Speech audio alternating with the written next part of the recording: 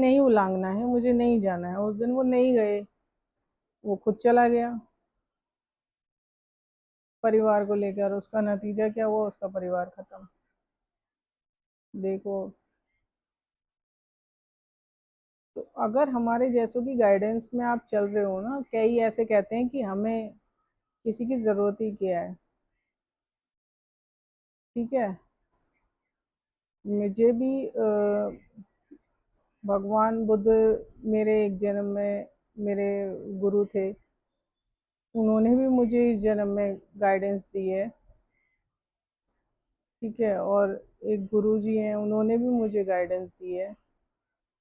और वो बिना बात करे भी फ़ोन पे गाइडेंस दे देते हैं मुझे।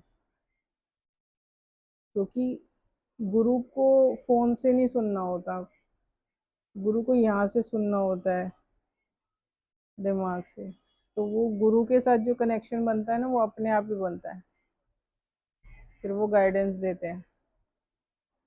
तो वहीं पर ही आप सफल हो जाते हो, जब गुरु से बिना फ़ोन पर बात करे हुए। अब भगवान बुद्ध तो जिंदा नहीं है ना, फिर भी उन्होंने दी ना गाइडेंस, क्योंकि उन्हें वो मुझे सुनाई दे रहे थे, वो मुझे दिखाई दे रहे थे। तो उसका भी एक समय था जब वो आए मेरे पास, तो वो भी मैं हैरान थी।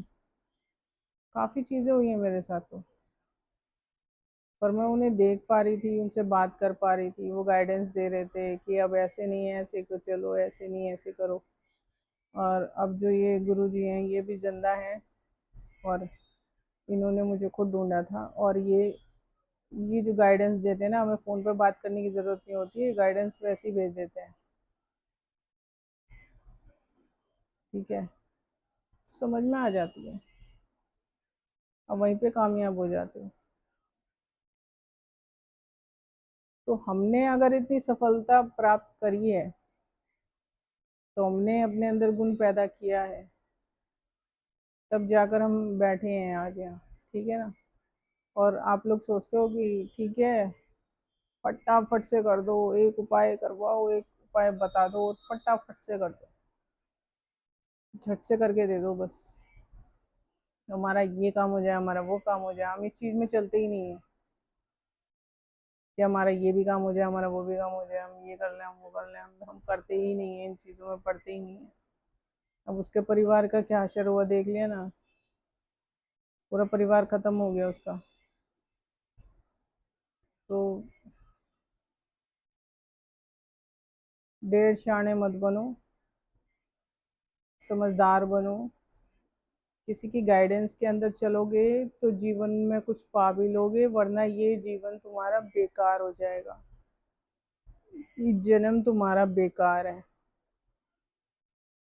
ठीक है, स्कूल कॉलेज की डिग्री जिंदगी में काम नहीं आती। आप पैसा कमा लोगे, आप पैसे तो वैसे भी रेडी वाला भी कमा रहा है, पढ़े लिखे भी रेडी वाले, खेमचे खुलचे खेमचे वाले बने पड़े हैं, वो भी कमा रहे हैं। पढ़े लिखे फार्मिंग भी कर रहे हैं, वो भी कमा रहे हैं।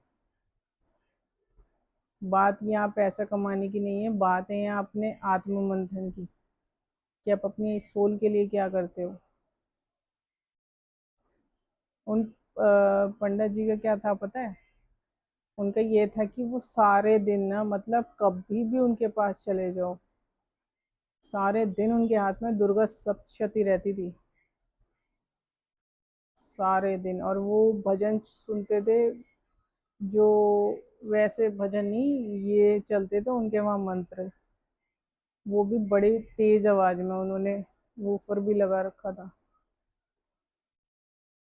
तो बड़े बहुत तेज आवाज में वो सुनते थे। चलता ही रहता था उनके घर में, हर वक्त हाथ में दुर्गा चालीसा, ये चालीसा और वो चालीसा, मतलब किताबें, सारी किताबें रहती थी। और दुर्गा सप्तशती मैंने ज़्यादा हाथ में देखी है, रहता था, मतलब यही चीज़ रहती थी। अब वो इस दुनिया में नहीं है, पर उनकी आदतें जब याद करती हूँ ना, तो मुझे वो होता है। लोग पता नहीं कैसे अपनी ज़िंदगी ऐसी काट देते हैं,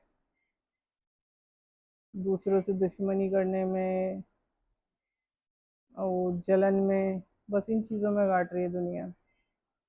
अपना आत्म मंथन कोई नहीं कर रहा है। तो आप अपना आत्म मंथन करो और अपने ऊपर वर्क करो, ठीक है ना। किसी की गाइडेंस के अंदर चल रहे हो तो चलते रहो, क्योंकि लेकिन बशर्ते वो गाइडेंस देने वाला अच्छा हो, अच्छे लोग हों। अगर कोई गुरु नहीं मिला है आपको, तो अपनी सोल को ग्रोथ करने में खुद की खुद ही मदद करो, ठीक है। और अगर ऐसा कोई है ज़िंदगी में तो उससे भी गाइडेंस लो। पर अगर जो सही गाइडेंस दे रहा है वो सही दिशा दिखाए, वो ये नहीं तांत्रिक पकड़ के बैठ जाओ, ओझा पकड़ के बैठ जाओ, ठीक है, वो भगत पकड़ के बैठ जाओ, इनसे कुछ नहीं मिलेगा तुम्हें। तुम्हारा बेड़ा गर्क ही होना है।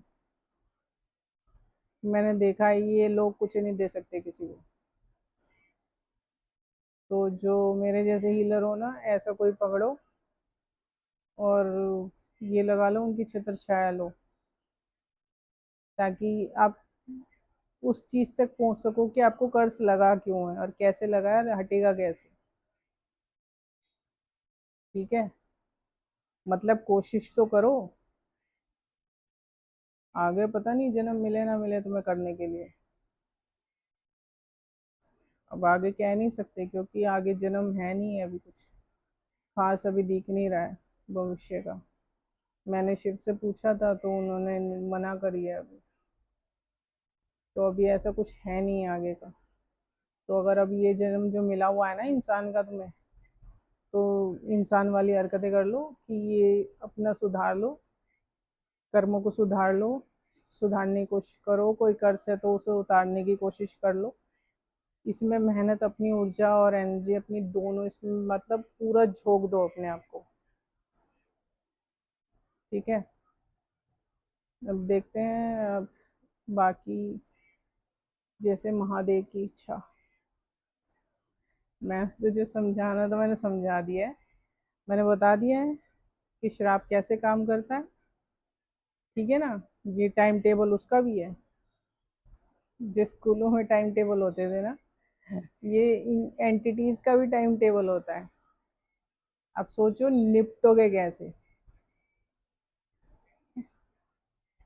तो बहुत मुश्किल होती है, बहुत मुश्किल होती है। ये डगर ही बहुत मुश्किल होती है। अगर कोई अच्छी छत्र छाया नहीं पकड़ी तो ये डगर बहुत मुश्किल होती है। और हनुमान चालीसा से कुछ नहीं होगा। गाते रहो, बजाते रहो, मत वो करते रहो, व्रत करते रहो, कुछ नहीं होने वाला। इससे कुछ नहीं होता है। ये आप एक वहम की दुनिया में जी रहे हो कि आपका इस ये व्रत करने से या चालीसा करने से कुछ उतर जाएगा। कुछ नहीं उतरता। ये मेरी ना आंखों देखी है, आंखों देखी, आंखों देखी। इन आंखों से मैंने खुद देखा है होते हुए। तो इससे फर्क पड़ता नहीं है। सोचो कि आपको क्या करना है, अगला स्टेप क्या लेना है, कैसे लेना है, ये सोचो, ठीक है। अब आशा करती हूँ कि आपको सब कुछ बात समझ में आ गई होगी। मैंने जो कोशिश की है समझाने की, जो मैं काफ़ी टाइम से कर रही हूँ, इसमें भी समझ में आ गया हो तो ठीक है, वरना आगे और वीडियो बना दूँगी, ठीक है। इसीलिए तो ज़िंदा हूँ। मेरा एक लाइफ पर्पस था, वो मैं पूरा कर चुकी हूँ। अब आगे जैसी महादेव की इच्छा, जो जो वो कह रहे हैं मैं कर रही हूँ फ़िलहाल, ठीक है। अब आपको समझना है तो समझिए, बाकी जो आपकी किस्मत बोले उसमें मैं कुछ नहीं कर सकती। वो आपको करना है, ठीक है। अभी के लिए इतने